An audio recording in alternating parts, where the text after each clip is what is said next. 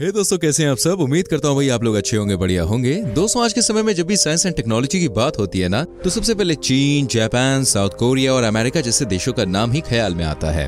ये सभी देश आज टेक्नोलॉजी के मामले में काफी आगे हैं। आज जापान के रेस्टोरेंट्स में रोबोट्स वेटर का काम कर रहे हैं। अमेरिका ड्राइवरलेस गाड़ियां चला रहा है। चीन में तो दुनिया भर में इस्तेमाल होने वाले सभी इलेक्ट्रॉनिक डिवाइस बन रहे हैं। गाड़ियों और होम अप्लायंस के मामले में साउथ कोरिया की टेक्नोलॉजी का कोई जवाब नहीं। आज भारत विश्व की तीसरी सबसे बड़ी अर्थव्यवस्था है, लेकिन इसके बावजूद साइंस एंड टेक्नोलॉजी के मामले में भारत का वैश्विक स्तर पर कोई भी नाम नहीं आता।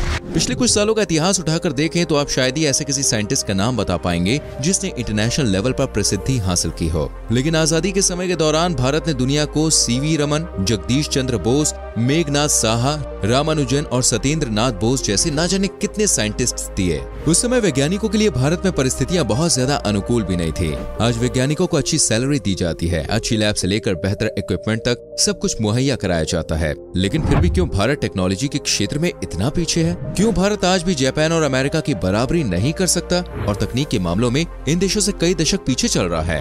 इन सब के बारे में दोस्तों आज की वीडियो में हम विस्तार से जानेंगे। बस आप वीडियो के अंत तक हमारे संग बने रहिए। ये बात तो दोस्तों हर कोई जानता है कि आज भारत के युवाओं में जो क्षमता और टैलेंट है वो दुनिया के अन्य किसी भी देश के युवाओं के पास नहीं है। दुनिया भर की बड़ी बड़ी कंपनियों में आज भारत के नौजवान टॉप पोस्ट पर काबिज हैं। इसके अलावा इंजीनियर्स, डॉक्टर्स और ना जाने कितने ही प्रोफेशनल भारतीय आज अन्य देशों में जाकर अपनी सेवा प्रदान कर रहे हैं। भारत में विज्ञान का विकास न होने का एक प्रमुख कारण ब्रेन ड्रेन है। बचपन से लेकर कॉलेज तक या स्कूल तक की पढ़ाई लोग भारत में करते हैं, लेकिन इसके बाद हायर स्टडीज के लिए जो अफोर्ड कर सकते हैं वो विदेश चले जाते हैं। विदेश जाने के बाद जब युवाओं से पूछा गया कि कितने लोग भारत वापस आना चाहते हैं, तो उनमें से 75% युवाओं ने हाँ में जवाब दिया। लेकिन आंकड़े बताते हैं कि बाहर जाने के बाद सिर्फ 5% युवा ही वापस भारत आते हैं। असल में दोस्तों बात यह कि भारत में सच्चे टैलेंट को इग्नोर किया जाता है। यहाँ क्षमता और हुनर को नहीं बल्कि जाति और पैसे के बल पर लोग आगे बढ़ते हैं। अगर कोई युवा कुछ नया करने के बारे में सोचे या आविष्कार करे तो उसके आविष्कार को भी बेकार करार दिया जाता है।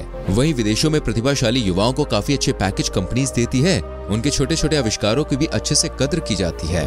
भारत में आज 12वीं करने के बाद युवा यूजीसी, नेट, नीट और जी के एग्जाम की तैयारी में लगते हैं, लेकिन इन कोर्सेज के लिए हमारे देश में बहुत ही कम सीटें उपलब्ध हैं। 99% बच्चों को अपना मनचाहा कॉलेज नहीं मिल पाता, जिसके बाद बच्चों के पास 3 ऑप्शंस होते हैं। या तो वो अपनी फील्ड चेंज कर ले और जहां दाखिला मिल रहा है वो वहीं ले लें, और अगर अपनी ही फील्ड में जाना चाहते हैं तो किसी छोटे मोटे कॉलेज में एडमिशन लेकर मन को संतुष्टि प्रदान करें। वहीं जिन बच्चों के माता पिता के पास पैसा है वो उच्च शिक्षा के लिए विदेश चले जाते हैं। भारत में युवा आबादी लगातार बढ़ रही है, जिसकी वजह से मार्केट में प्रतियोगिता का स्तर भी काफी ऊपर तक पहुंच गया है। ऐसे में युवा करे तो क्या करे, मजबूरन उन्हें विदेश जाकर ही पढ़ाई करनी पड़ती है। United Nation Education, Scientific and Cultural Organization की रिपोर्ट के अनुसार साल 2018 में भारत के 7.5 लाख बच्चे विदेशों में पढ़ाई या नौकरी करने गए थे, और 2019 में सिर्फ 1 साल के भीतर ही इस आंकड़े में 45% की बढ़ोतरी हुई थी। 2019 में लगभग 11 लाख भारतीय युवा अन्य देशों में माइग्रेट किए गए थे। एशियन इकोनॉमिक इंटीग्रेशन रिपोर्ट में सबसे ज्यादा इंटरनेशनल लेवल पर माइग्रेट करने वाले देशों में भारत टॉप पे था। आज भारत टेक्नोलॉजी के मामले में इतना पीछे है, जिसमें मुख्य दोषी हमारी सरकार भी है। किसी भी देश के आधुनिक विकास में देखें, रिसर्च एंड डेवलपमेंट का रोल बेहद अहम होता है, लेकिन आज 21वीं सदी में ही भारत देश बजट का सिर्फ 0.7% ही रिसर्च पर खर्च करती है। वहीं जापान, चीन और अमेरिका जैसे देशों में यह आंकड़ा 3% या उससे ज्यादा है, क्योंकि वहाँ की सरकार रिसर्च की अहमियत को समझती है। इसलिए जीडीपी का बड़ा हिस्सा रिसर्च के लिए खर्च किया जाता है। वहीं भारत में रिसर्च से ज्यादा जरूरी डिफेंस और अन्य चीजें समझी जाती हैं। फिजूल की योजनाओं में लाखों करोड़ों रुपए खर्च कर दिए जाते हैं, जिनमें से ज्यादातर योजनाओं का लाभ जनता तक पहुंच भी नहीं पाता है। आज भारत एजुकेशन सेक्टर में 1,04,000 करोड़ रुपए खर्च कर रहा है। वहीं डिफेंस क्षेत्र में बजट 5 गुना ज्यादा है। इस साल के बजट में डिफेंस के लिए 5.25 लाख करोड़ रुपए आवंटित किए गए हैं। जापान, अमेरिका और साउथ कोरिया के इतने तरक्की करने की वजह यह है कि इन देशों ने शुरू से ही अपने विकास के लिए साइंस एंड टेक्नोलॉजी का सहारा लिया है। लेकिन 5 दशक पहले का इतिहास देखें तो चीन और भारत एक ही लेवल पर खड़े हुए नजर आते हैं, लेकिन आज चीन भारत से कई गुना आगे निकल गया है। आज शायद ही कोई इलेक्ट्रॉनिक प्रोडक्ट हो जो चीन ना बना रहा हो। चीन का पड़ोसी देश ताइवान, जिसका एक समय तक कोई अस्तित्व भी नहीं था, वो दुनिया का सबसे बड़ा सेमीकंडक्टर का उत्पादक बन गया है।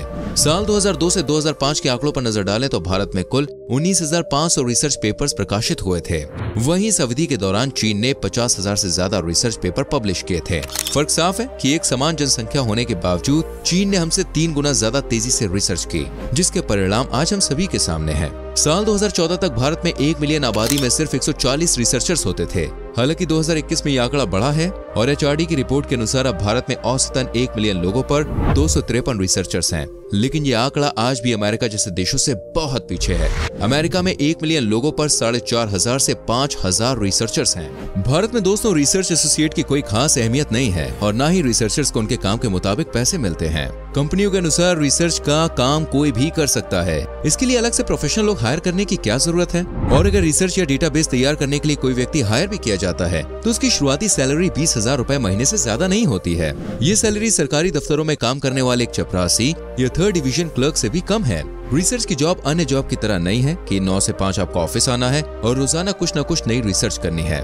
इस शैली के साथ ना व्यक्ति रिसर्च कर पाएगा और ना ही वैज्ञानिक कोई आविष्कार कर पाएंगे। आविष्कार और रिसर्च के लिए फ्री माइंड की आवश्यकता होती है, जिसके लिए दिमाग का शांत होना बहुत जरूरी है। लेकिन भारत में इन चीजों के लिए कोई जगह नहीं है।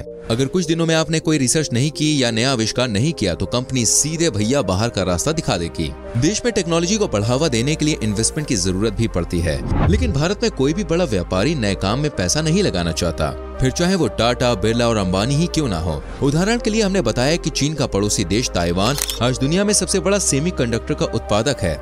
भारत में बड़ी संख्या में सेमीकंडक्टर और चिप्स की डिमांड है। साल 2020 में भारत ने लगभग 1 लाख करोड़ के चिप्स अन्य देशों से इंपोर्ट किए थे। ताइवान, हांगकांग, थाईलैंड और वियतनाम जैसे देशों से भारत इन चिप्स को इंपोर्ट कर रहा है। ये कारोबार 2026 तक 5 लाख करोड़ तक पहुंचने की उम्मीद है। लेकिन इसके बावजूद भारत कोई भी सेमीकंडक्टर चिप प्लांट अपने देश में नहीं लगा रहा है। इन प्लांट्स को लगाने के लिए ही सिर्फ बड़ी इन्वेस्टमेंट की जरूरत होती है। समय के साथ जैसे जैसे टेक्नोलॉजी अपग्रेड होती रहती है, इन चिप्स के प्लांट में भी चेंजेस करने की जरूरत पड़ती है और इसके लिए भी रिसर्च एंड डेवलपमेंट की काफी जरूरत है। आज इंटेल और सैमसंग जैसी कंपनियां सिर्फ रिसर्च पर ही सालाना 20 से 25 बिलियन डॉलर्स खर्च कर रही है। भारत में आज भी कितनी जगह ऐसी है जहां इंटरनेट की सुविधा नहीं पहुंच पाई है। आज भारत 5G टेक्नोलॉजी लॉन्च करने की प्लानिंग कर रहा है। भले ही भारत के लिए 5G एक नई चीज है, लेकिन दुनिया 5G टेक्नोलॉजी को भुलाकर कब की आगे बढ़ चुकी है। ज्यादातर विकसित देशों में 6G टेक्नोलॉजी भी पुरानी हो गई है और अब भैया 7G और 8G टेक्नोलॉजी का जमाना है। वहीं भारत में इंटरनेट की स्थिति का आपको पता ही है। दुनिया में कई देश अपनी जरूरत की ज्यादातर बिजली का उत्पादन न्यूक्लियर एनर्जी के जरिए कर रहे हैं, लेकिन भारत न्यूक्लियर पावर प्लांट की बजाय हाइड्रो पावर प्लांट और सोलर पावर प्लांट पर ज्यादा जोर दे रहा है। सन 1969 में भारत में पहला न्यूक्लियर पावर प्लांट महाराष्ट्र के तारापुर जिले में लगा था और उम्मीद ऐसी की जा रही थी कि आने वाले समय में संख्या में तेजी से इजाफा होगा। लेकिन लगभग 50 साल बीत जाने के बाद भी आज भारत में सिर्फ 7 न्यूक्लियर पावर प्लांट ही संचालित हैं, जिनमें 22 रिएक्टर्स की मदद से 7000 मेगावाट से भी कम बिजली का उत्पादन हो रहा है। असल में हमारे देश में न्यूक्लियर पावर प्लांट लगाने में सबसे बड़ा रोड़ा राजनीतिक अर्थव्यवस्था रहा है। विपक्ष में चाहे कोई भी पार्टी क्यों ना हो, ऑपोजिशन के नेता हमेशा ही सत्ताधारी सरकार का विरोध करेंगे। न्यूक्लियर पावर प्लांट लगाने में बड़े पैमाने पर यूरेनियम की आवश्यकता पड़ती है। भारत में यूरेनियम का कोई भी बड़ा भंडार मौजूद नहीं है। अन्य देशों से यूरेनियम इंपोर्ट कर पावर प्लांट संचालित करना काफी महंगा भी साबित होता है। अन्य देशों में स्कूल लेवल से ही बच्चों को आविष्कारों के बारे में बताना शुरू कर दिया जाता है।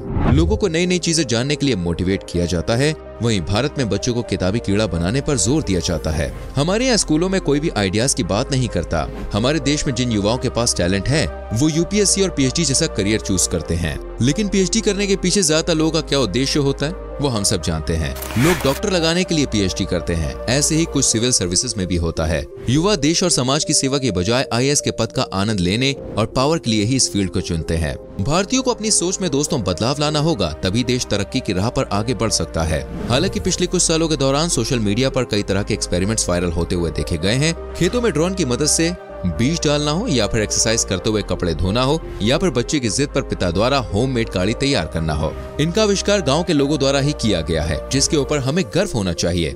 वहीं शहर के युवा गेम्स वगैरह में लगे रहते हैं और कई घंटे बर्बाद करते हैं। वक्त का सदुपयोग कर अगर कुछ नए आइडियाज पर काम किया जाए तो यकीनन भारत बहुत ही जल्दी आधुनिक तकनीक के मामले में दुनिया के साथ कदम से कदम मिलाकर चल पाएगा।